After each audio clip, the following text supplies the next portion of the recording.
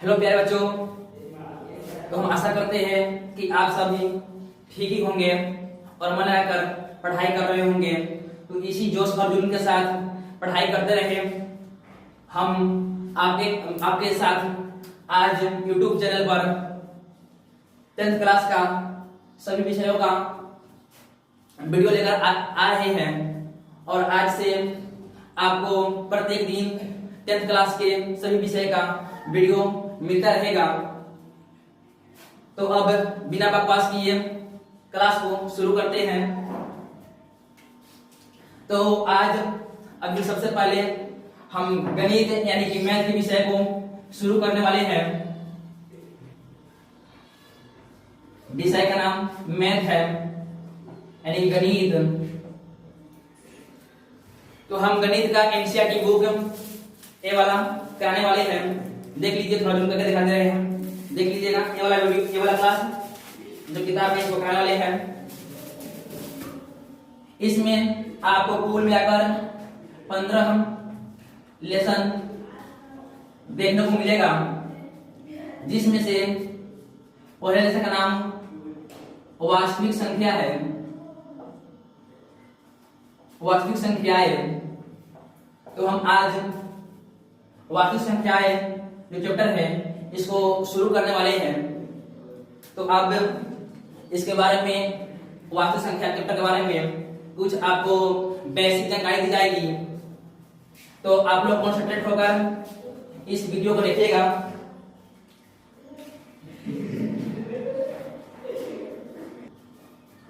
तो वास्तविक संख्याएं, जिसको इंग्लिश में बोलते हैं रियल नंबर,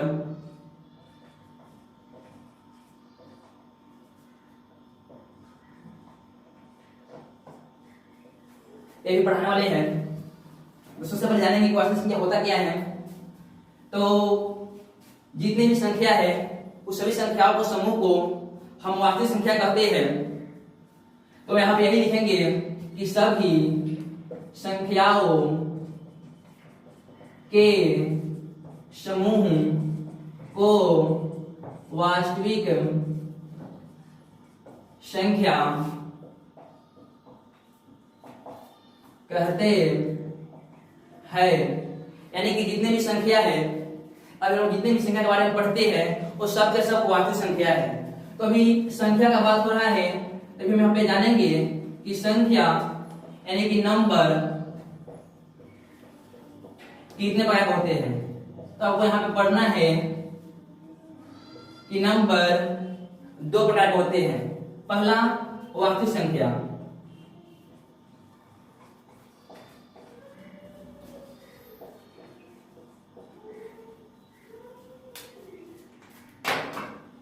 जिसको रियल नंबर, और दूसरा काल्पनिक संख्या,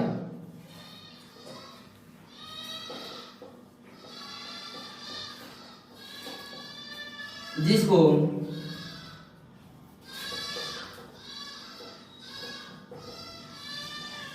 इमेजिनरी नंबर बोलते हैं। तो अभी काल्पनिक वास्तविक संख्या के बारे में आपको क्लास 10 में पढ़ना है, जबकि काल्पनिक संख्या के बारे में आपको क्लास 10 में नहीं पढ़ना है, क्लास 11 में पढ़ना है। तो अभी हम क्लास 10 में वास्तविक संख्या के बारे में पढ़ेंगे।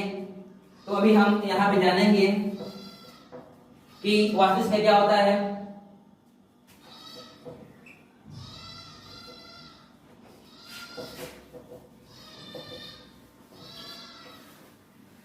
तो वास्तविक संख्या यानी कि रियल नंबर सभी संख्याएं के समूह को वास्तविक संख्या कहते हैं। सभी संख्याओं के समूह को वास्तविक संख्या कहते हैं, और संख्या जो भी हो, जैसे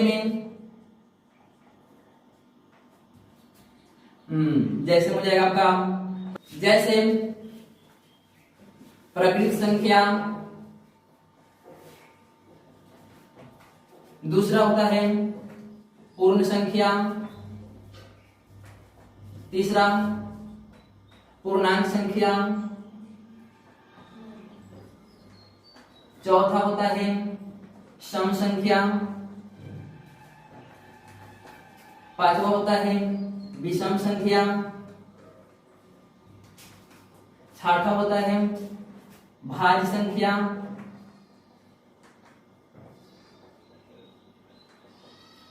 सातवां अभाज्य संख्या, आठवां परिमेय संख्या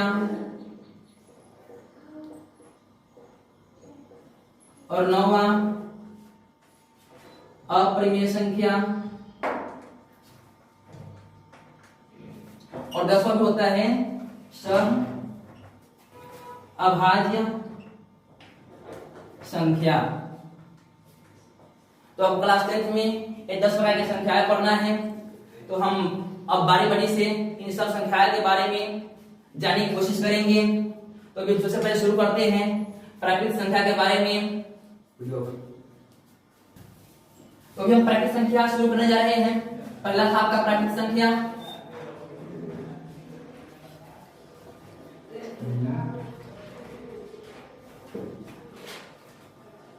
इसको नेचुरल नंबर बोलते हैं।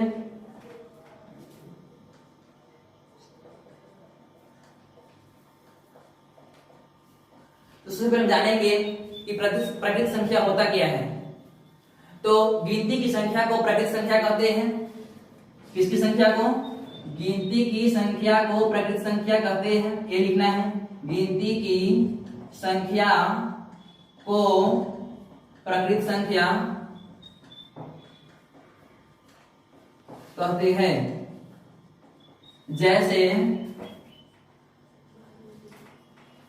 0 से 1 से शुरू होता है गिनती की संख्या, 1 2 3 4 इस तरह से जाएगा अपना अनंत तक। इसको बोलते हैं अनंत।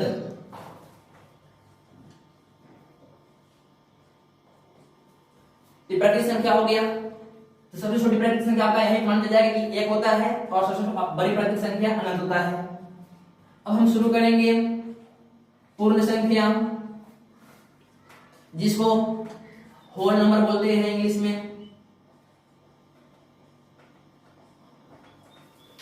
तो जानेंगे कि पूर्ण संख्या होता क्या है। तो गिनती की संख्या में जब 0 शामिल किया जाता है तो उसे प्राकृतिक संख्या कहते हैं, पूर्ण संख्या कहते हैं, होल नंबर। तो जैसे हम लोग गिनती की संख्या में 0 को शामिल कर देंगे तो पूर्ण संख्या हो जाएगा। तो यहां लिखना भी वही है कि गिनती की संख्या में 0 यानी कि 0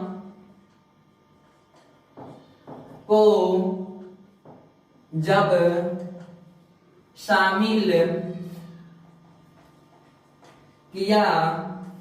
जाता है उसे ही पूर्ण संख्या कहते हैं। जैसे में हो जाएगा, गिनती की संख्या ये है और इसमें 0 को शामिल करना है तो इसमें कोई 0 शामिल कर देंगे, यानी कि सबसे पहले 0 लिखेंगे, 0 1 2 3 4 डॉट डॉट इस तरह से अनंत तक जाएगा। ये हो गया आपका प्राकृतिक संख्या और पूर्ण संख्या। प्राकृतिक संख्या यानी गिनती की संख्या प्राकृतिक संख्या कहते हैं, उसको इंग्लिश में नेचुरल नंबर बोलते हैं। और पूर्ण संख्या इसको इंग्लिश में होल नंबर बोलते हैं। जब गिनती के संख्या में 0 को शामिल किया जाता है तो उसे हम पूर्ण संख्या यानी कि होल नंबर बोलते हैं। जिसमें देख लिए 0 1 2 3 4 अनंत तक जाएगा। तो यहाँ पे सबसे छोटी पूर्ण संख्या हो जाएगा 0 और सबसे बड़ी पूर्ण संख्या हो जाएगा अनंत। अब हम शुरू करेंगे पूर्णांक संख्या। पूर्णांक संख्या जिसको बोलते हैं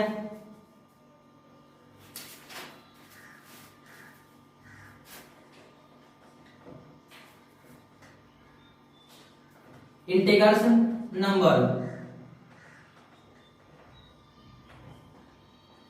तो पूर्णांक संख्या धनात्मक और ऋणात्मक संख्याओं के समूह को पूर्णांक संख्या कहते हैं। धनात्मक और ऋणात्मक संख्याओं के समूह को पूर्णांक संख्या कहते हैं। तो हम यहाँ पे यही लिखेंगे अपनी भाषा में कि धनात्मक और ऋणात्मक संख्याओं के समूह को पूर्णांक संख्या कहते हैं। जैसे हो जाएगा आपका ऋणात्मक और धनात्मक, तो यहाँ पे ऋणात्मक देंगे और धनात्मक देंगे। तो यहाँ पे बात होगा जीरो से करते हैं धनात्मक होता है, दाईं तरफ धनात्मक और बाईं तरफ ऋणात्मक। दाईं तरफ क्या रहे हैं, यानी कि धनात्मक होगा 1 2 3 4, इस तरह से जाएगा अनंत तक। और इधर माइनस में आएंगे बाईं तरफ, तो बाईं तरफ आ रहे हैं तो -1 -2 -3 -4 माइनस, इस तरह से जाएगा डॉट डॉट अनंत तक। इसमें आपको एक और बात समझना है कि हम लोग बाया से जब दया में जाएंगे तो हमेशा बाया वाला छोटा होता है और दया वाला बड़ा होता है। जैसे हम लोग इधर आएंगे तो लिखाएगा -7, इधर हम ले लेते हैं किसी संख्या को, मान लेते हैं -2 संख्या को। अब इसे बोला जाएगा कि दोनों में 12 कौन है, तो दोनों में 12 होगा -2, क्योंकि -7 के दाईं तरफ है -2। इसी तरह से वो देखेंगे कि -2 में और 4 में 12 कौन है, तो -2 बाईं तरफ है और 4 दाईं तरफ है, इसमें 12 होगा कौन, 4। तो यहां तक हो गया। तो हम देखेंगे प्राकृतिक संख्या देख लिए हैं, पूर्ण संख्या देख लिए हैं और पूर्णांक संख्या भी देख लिए हैं। गिनती की संख्या को प्राकृतिक संख्या कहते हैं, और जब गिनती की संख्या में 0 को शामिल किया जाता है तो उसे हम पूर्ण संख्या कहते हैं, और धनात्मक और ऋणात्मक समूह को पूर्णांक संख्या कहते हैं। अब जानेंगे कि सम संख्या होता क्या है। तो सबसे हम हेडलाइन लेंगे सम संख्या। सम संख्या जिसको इंग्लिश में बोलते हैं इवन नंबर।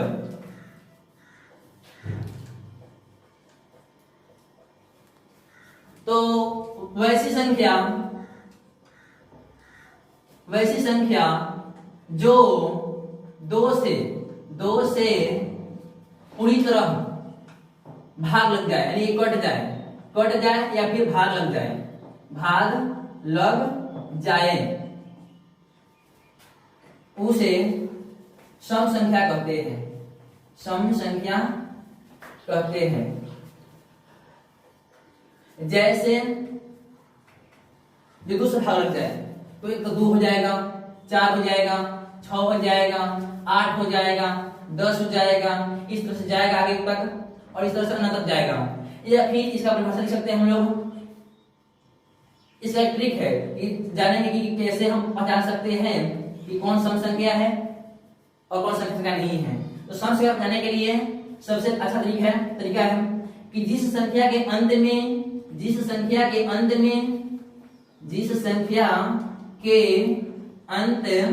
में 2 4 6 8 या 0 हो तो समझेंगे कि वो सम संख्या है। जैसे मान लीजिए कि आप 2 है, 4 है, 6 है, 8 है, 0 है, देखिए 10 के अंत में 0 है।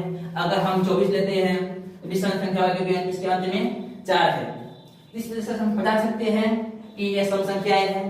अब शुरू करेंगे विषम संख्याएं। विषम संख्या इसको बोलते हैं इंग्लिश में ओड नंबर।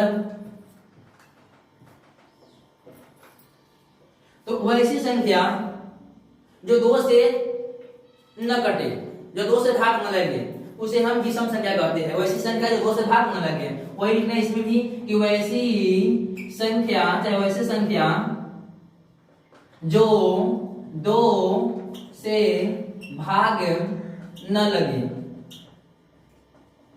उसे भी सम संख्या कहते हैं। लिख लीजिएगा। जैसे में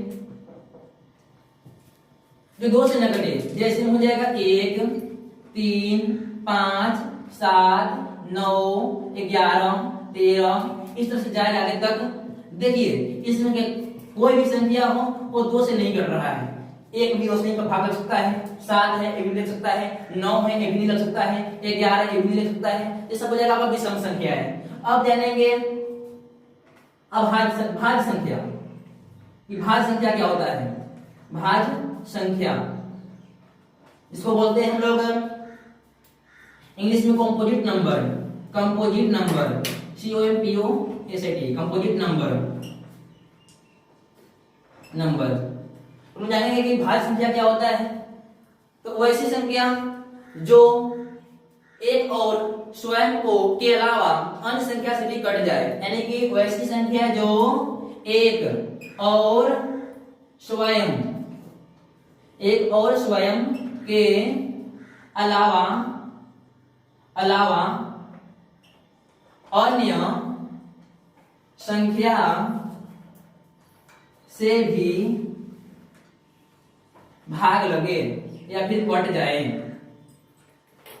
तो उसे हम लोग भाज्य संख्या कहते हैं। जैसे आपका हो जाएगा, अब देखिए यहाँ पे एक भाज्य संख्या हो सकता है या नहीं हो सकता है।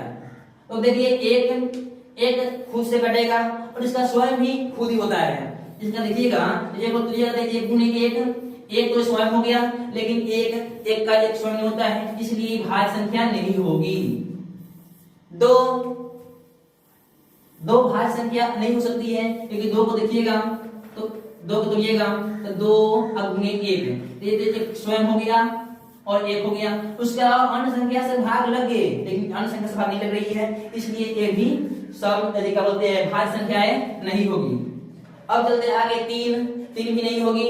4 चलते हैं, तो 4 का हो जाएगा। देख लीजिए, 1 गुणे 2 गुणे और फिर एक स्वयं 4 से कट रहा है, 1 से भी कट रहा है, 1 से भी कट रही है और 2 से भी कट रही है और 4 से भी कट रही है। तो जगह आपका भाज्य संख्या जैसे 4 हो गया, 6 हो गया, 9 हो गया, 8 हो गया, 10 हो गया, इस तरह से का भाज्य संख्या जाता है जो कटे। इस तरह से आपको आदि भी सकते हैं या अनंत भी सकते हैं। ये हो गया। तो हम जानेंगे, अभी हम जान चुके हैं कि प्राकृत संख्या क्या होता है, पूर्ण संख्या क्या होता है, पूर्णांक संख्या क्या होता है, सम संख्या क्या होता है, विषम संख्या क्या होता है और भाज्य संख्या क्या होता है। अब हम लोग पढ़ेंगे अभाज्य संख्या के बारे में, जिसको हम इंग्लिश में बोलते हैं प्राइम नंबर। क्या पढ़ेंगे? भाज्य संख्या। अभाज्य संख्या पढ़ रहे हैं यहाँ पे, अभाज्य संख्या, जिसको इंग्लिश में बोलते हैं प्राइम नंबर। तो ऐसी संख्या जो एक और स्वयं के अलावे अन्य संख्या से न कटे, जो एक और स्वयं के अलावे अन्य संख्या से कटे उसे भाज्य संख्या कहते हैं, और जो एक और स्वयं के अलावे अन्य संख्या से न कटे उसे अभाज्य संख्या कहते हैं। क्या? एक और स्वयं के अलावे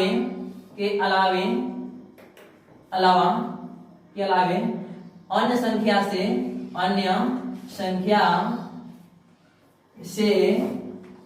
न कटे, यानी कि न भाग लगे, उसे अभाज्य संख्या कहते हैं। जैसे अगर एक लिखिएगा, एक होगा कि नहीं होगा, तो देखिए एक हम तोड़ते हैं तो 1 गुणे 1 लिखते हैं, तो एक क्या बोला है कि एक और स्वयं के अलावे, लेकिन यहाँ पे जो एक है यही एक है और यही स्वयं है, तो आपका यहाँ पे एक अभाज्य संख्या नहीं हो सकता है, क्योंकि एक का एक है और वही स्वयं है। तो हम देखेंगे 2 को, तो देखिए 2 को तोड़ेंगे हम लोग, तो हो सकता है 1 और 2, तो देखिए एक है और स्वयं है, क्या अलावे अन्य संख्या से भाग नहीं कर रही है, तो यहाँ हो जाएगा अभाज्य संख्या। इस तरह से 2 हो सकता है, 3 हो सकता है, 5 हो सकता है, 7 हो सकता है, 11 हो सकता है, 13 हो सकता है, इस तरह से आगे जाएगा, आदि लिख सकते हैं अनंत 2। ये हो गया आपका भाज्य संख्या। भाज्य संख्या जो 2 से क्या, भाज्य संख्या जो एक और स्वयं के अलावे अन्य संख्या से भाग लग जाए। अभाज्य संख्या जो एक और स्वयं के अलावे अन्य संख्या से भाग न लगे। अब चलते हम लोग परिमेय संख्या। परिमेय संख्या शुरू करेंगे हम लोग। परिमेय संख्या जिसको बोलते हैं रेशनल नंबर। रेशनल नंबर देखिए, परिमेय संख्या तो वैसी संख्या जो p बटे q के रूप में हो, वैसी संख्या जो p बटे q के रूप में हो, लेकिन उनमें कोई उभयनिष्ठ गुणनखंड न हो। जैसे लिख देते हैं वहां पे कि वैसी संख्या जो p बटे q यानी कि भिन्न के रूप में हो,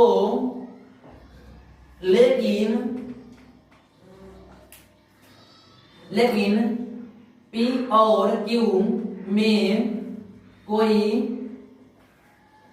उभयनिष्ठ गुणनखंड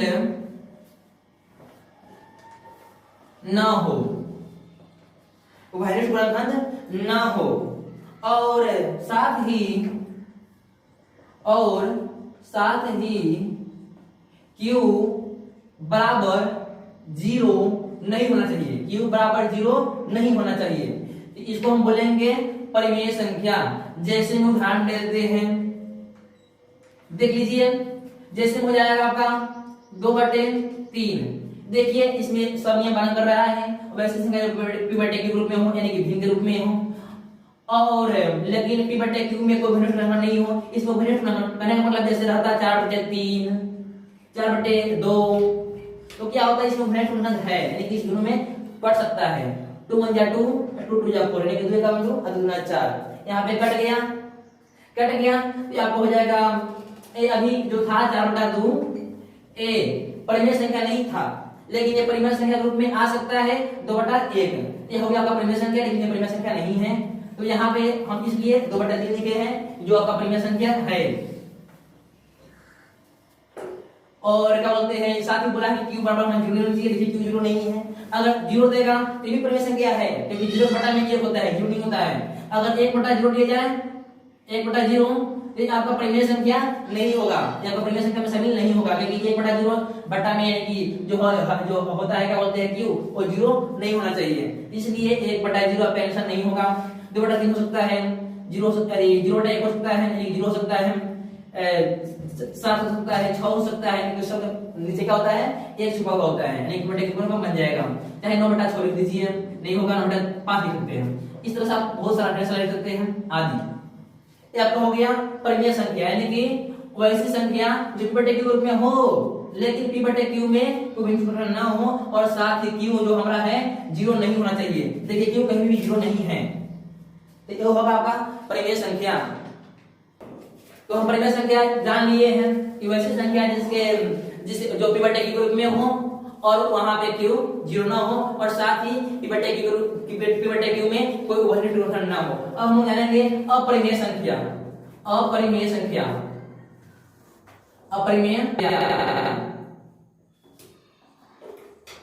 इसको बोलते हैं इरेशनल नंबर। तो अब हम पढ़ेंगे अपरिमेय संख्या, यानी कि इरेशनल नंबर। अपरिमेय संख्या है, अपरिमेय संख्या के बारे में हम जानेंगे।